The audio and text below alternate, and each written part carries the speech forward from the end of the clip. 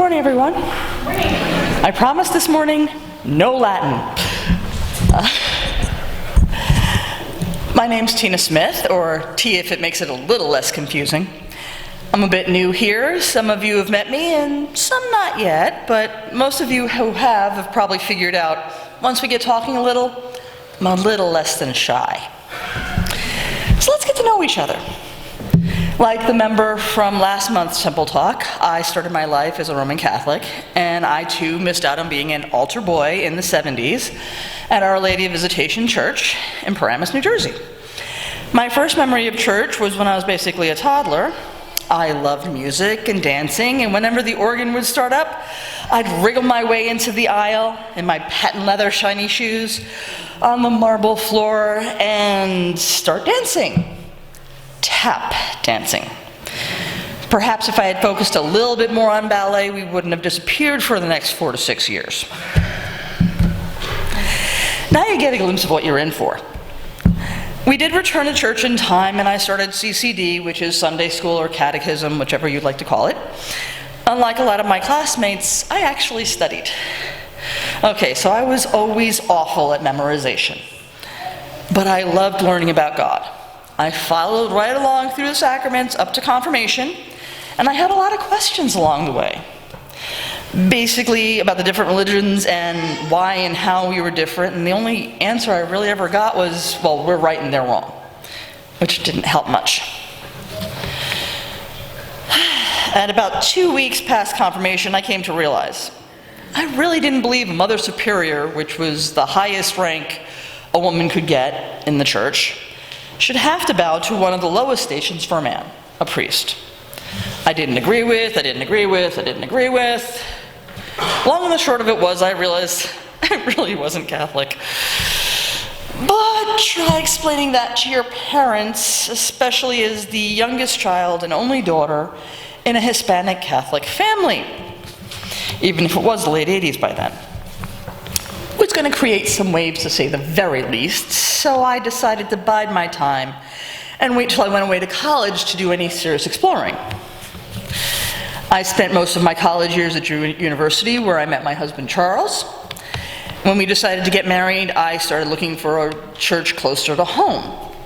I was close to getting married in the church where I'd actually gone to VBS and Pioneer Girls, which actually wasn't the Catholic Church. But a week after my first sit down with the pastor there to discuss having the wedding, he went into a seriously fire and brimstone speech about how everyone at Woodstock 94 was going straight to hell. Okay, so I didn't think they were there for a hymn sing, but some of them may have been a little less godly than others, but a sweeping condemnation based on not much more than geography and a common love for music? Seriously? I can tell you that wasn't happening. My parents, go figure, were determined we were going to have the wedding at OLV. So I basically had to drop the news that our decision wasn't the fact that my husband wasn't Catholic, but that I wasn't either. Wasn't easy, but we compromised. Charles and I went to talk to the Monsignor about it, and before making the official decision. I knew this wasn't going to be pretty, and it wasn't. The priest was cordial enough, but every time I brought up an issue that I had with the church, he would look at my heathen Protestant fiancé.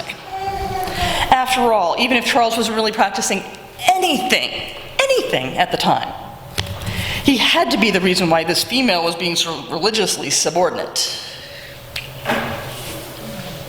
Okay.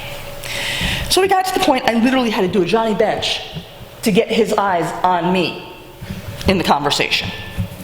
In the end, it was mutually decided that a Roman Catholic wedding really wasn't the way to go. We did get married in the Reformed Church, where we stayed for some time while living in the area. But in the end, there was a serious internal strife happening regarding a situation that was a private matter that no one wanted to openly talk about and hence maybe resolve. But it was causing a schism in the church. Charles and I had already moved to Essex County, so I started looking for a closer church again. I found a congregational church in Nutley. It was okay, but I didn't really connect, so I was drifting for a time. A year or so later, we bought our first house in Lake Apatcon. And I remember one night driving home for dinner in my husband's old Monte Carlo. The car had been acting up, so Charles was driving in a way that he thought would keep the car from stalling out, but let's just say it stressed me out a bit. He finally got pulled over in Mount Arlington, and the thing about Mount Arlington is you don't speed in Mount Arlington. Anywhere. Mind you, we were financially strapped. We had just closed on the house. The washing machine was just died. The car was acting up.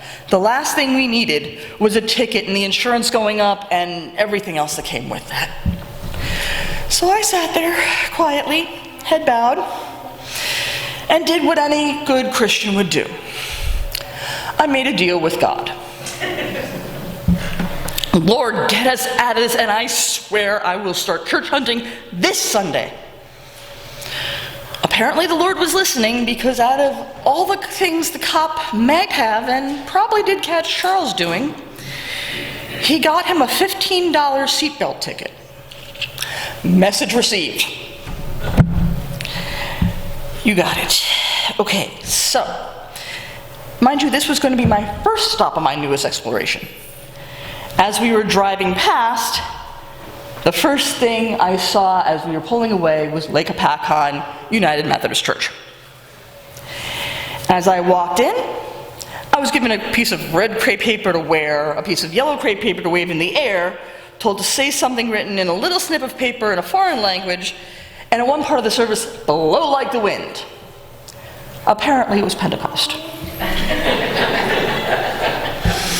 Now, many a self-respecting formal Catholic might have been aghast at all this hullabaloo. Me? I was home. Being there for a while, it occurred to me, Randolph-Macon, my first college, was Methodist. True, was Methodist. God may have been trying to tap me on the shoulder. Apparently I got a smack upside the head. While there, I was in choir, handled coffee hour, did skits for service, participated in the other side of VBS as an adult this time. I was involved in interfaith hospitality weekends, bridge runs, a rep to conference. I think I see a few volunteer coordinators out there taking notes.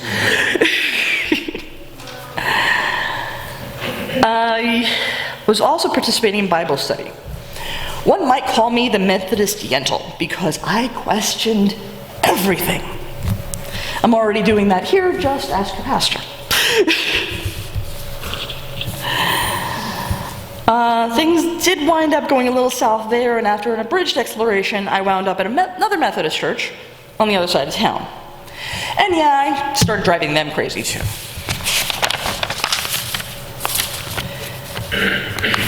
Then, after about 20 years of living in Lake Apatcon, we moved to Mount Bethel. I started going to the Mount Bethel church for a couple weeks. My husband liked it. For me, not so much. Went to a couple other churches in the area. The people in the services were wonderful. But even for the ones I attended for a longer period of time, I never seemed to be able to fully connect.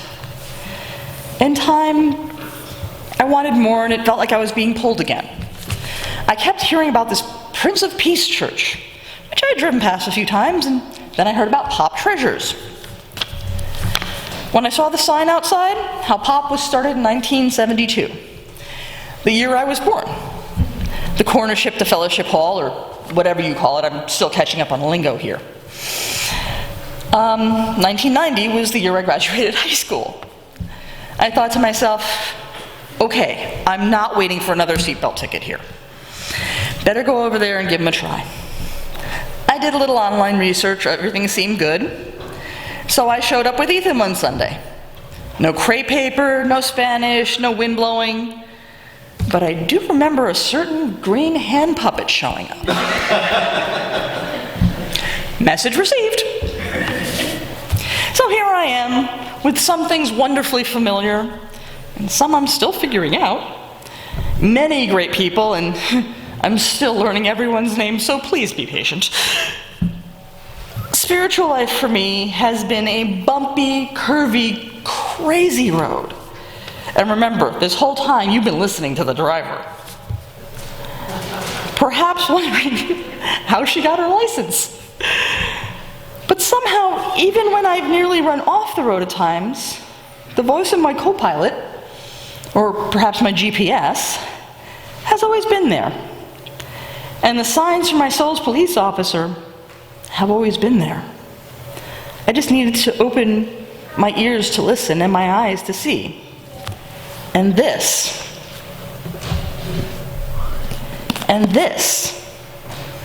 are my glasses and my hearing aids, which I really do need to use more than I do. Fun part is that sometimes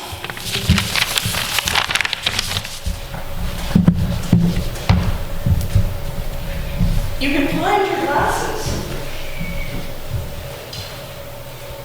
in unexpected places. You just have to go looking for them. How's your driving been? Or do you feel like more of a passenger? Are you using the tools provided? Or are you going more off on your own, exploring? Thankful for all of us, we've got our very own driving school, and our instructor is top-notch. So here's to continually following the rules of the road and keeping it between the ditches. And thank you.